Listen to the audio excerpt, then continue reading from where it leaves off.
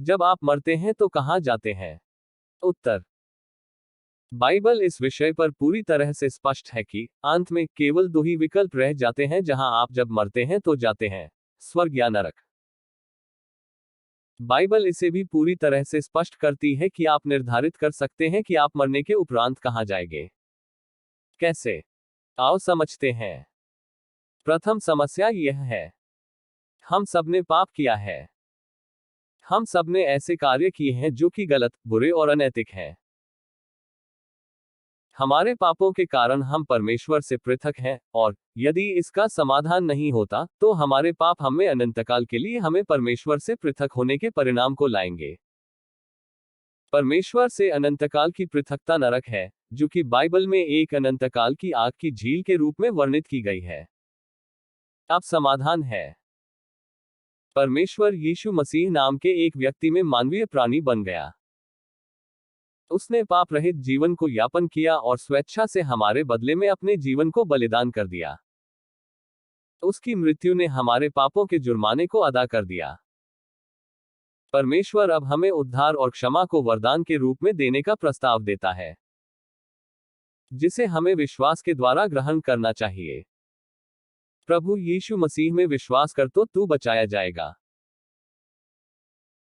केवल यीशु में ही उसे अपने उद्धारकर्ता के रूप में विश्वास करते हुए अपने पापों के जुर्माने के लिए केवल उसी ही के बलिदान के ऊपर निर्भर रहें, और परमेश्वर के वचन के अनुसार आपको स्वर्ग में अनंत जीवन की प्रतिज्ञा मिलेगी। जब आप मर जाएंगे तो आप कहां जाएंगे, यह आपके ऊपर निर्भर करता है। परमेश्वर आपको चुनाव करने का प्रस्ताव देता है। परमेश्वर आपको उसके साथ आने का निमंत्रण देता है। यह आपकी बुलाहट है। यदि आप महसूस करते हैं कि परमेश्वर आपको मसीह में विश्वास करने के लिए निकट ला रहा है, तो उद्धारकर्ता के पास चले आए। यदि परमेश्वर पर्दे को हटा रहा है और आपके आत्मिक अंधेपन को दूर कर रहा है, तो उद्धारकर्ता के ऊपर देखिए।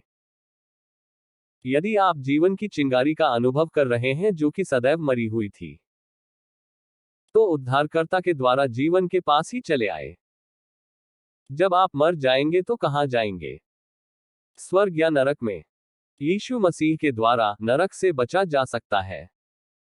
यीशु को अपने उद्धारकर्ता के रूप में स्वीकार करें और स्वर्ग आपका अनंतकालीन गंतव्य हो जाएगा। कोई भी अन्य निर्णय को लें और परमेश्वर के साथ अनंतकाल की पृथकता नरक का परिणाम देगी।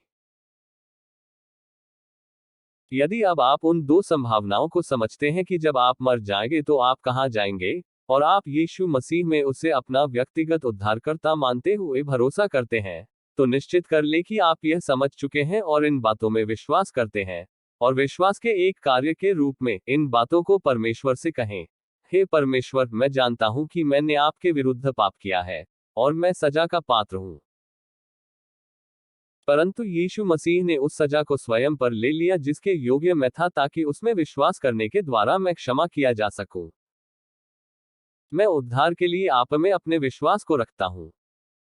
आपके अद्भुत अनुग्रह और क्षमा, जो अनंत जीवन का उपहार है, के लिए मैं आपका धन्यवाद करता हूं। आमीन।